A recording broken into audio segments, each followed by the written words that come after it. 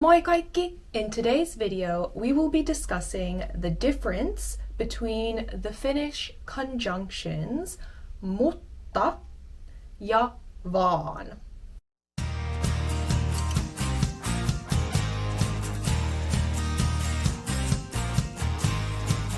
These two Finnish conjunctions mutta ja vaan are often confused because they can technically both be translated to the English word but.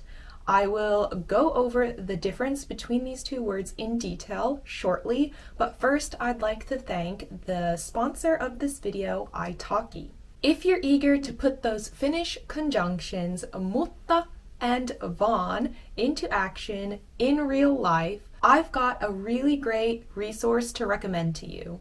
italki. italki offers a variety of personal tutors and teachers specializing in Finnish. To start out, you can try their trial lessons. They're shorter, cheaper, and the perfect way to sample different teaching styles. Browse through student reviews and watch introduction videos to find the tutor that resonates with your learning goals.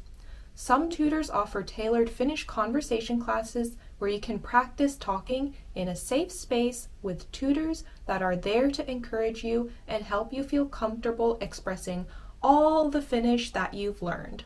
I tried this myself before my trip to Korea earlier this year, and I had a really pleasant experience. My teacher taught me some basic travel expressions that I could use during my trip. She was super friendly and made me feel comfortable speaking out loud, and I wasn't worried about making mistakes since from the start she created such a relaxed and warm environment. 이름 뭐예요? 카티야. 카티야? 저는 슬기예요. 슬기. 네. 오, 좋아요. What I think is super useful about italki is the flexibility of it. You can book lessons individually or snag a lesson package for savings. Whether you're committed to a regular schedule or prefer a more casual approach, italki has you covered. As an italki ambassador, you can use my code CAT2023 to get up to €5 off. The link to book your Finnish class is right down there in the description box below. By clicking on that link, not only can you explore and utilize a really great platform for learning Finnish, but you also help support me and my channel continue making more videos like this one for a long time to come. Starting with mutta, mutta, mutta, mutta. And again, there is a double T, so be careful because if you leave out one of the T's and say or write muta, it means mud.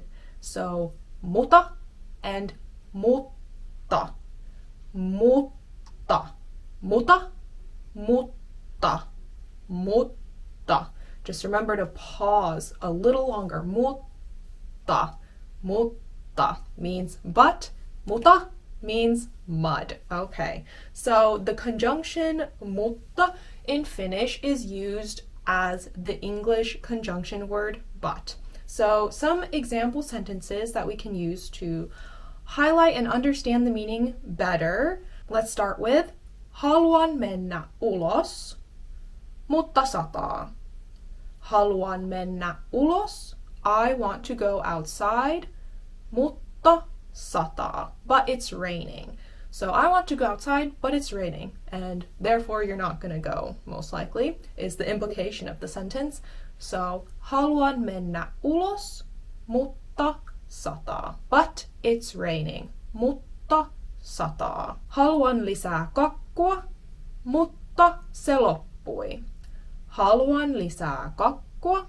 I want more cake, mutta but se loppui. It ended. So mutta se loppui, but it ended. I wanted cake, I wanted more cake, but mutta it ended. So I can't have any. Mutta se loppui. Okay, here's a one I got inspiration from Kimi Räikkönen, Mr. Iceman. Minä olen iloinen, mutta en hymyile. I am happy, minä olen, I am. Iloinen, happy. Minä olen iloinen, mutta, but, en hymyile. En hymyile. Does that look creepy? Minä olen iloinen, mutta en hymyile. Gimme style. Your next question might be, well, what's the difference between mutta and vaan? Because vaan can also be translated to but, and it's also a conjunction word. You can sort of think of vaan as translating it to but rather, because vaan can only be used in negative sentences to correct previous information. So mutta is way more flexible. You can use it positive sentences, negative sentences, in whatever really. But vaan can only be used in negative sentences when you're correcting what's previously been said. If that doesn't make any sense, don't worry. We'll go over some examples and hopefully that will make more sense to you. En halua mennä Ruotsiin. It means I do not want to go to Sweden. So you're saying something negative. I do not want to go to Sweden. So now if you're saying a negative statement and you're wanting to correct what has been said, I don't want to go to Sweden. Well, where do you want to go then? Tell us. Like, if you don't want to go to Sweden, where do you want to then go? In this situation, you can use vaan. So you would say, en halua mennä Ruotsiin, vaan Suomeen. So I do not want to go to Sweden, but rather I'd go to Finland. I don't want to go to Sweden, but Finland, but I want to go to Finland. But rather, I want to go to Finland. You're correcting what has been said. I don't want to go to Sweden, but Finland. Finland's where I want to go, okay? So in Finnish, this sentence is simply en halua mennä Ruotsiin, vaan Suomeen. En halua mennä Ruotsiin, vaan, but rather, but Suomeen, to Finland. Let's take another example. En mene ulos. So here again, we're stating something negative. En mene ulos. I'm not going outside. En mene, I do not. Go. Ulos, outside.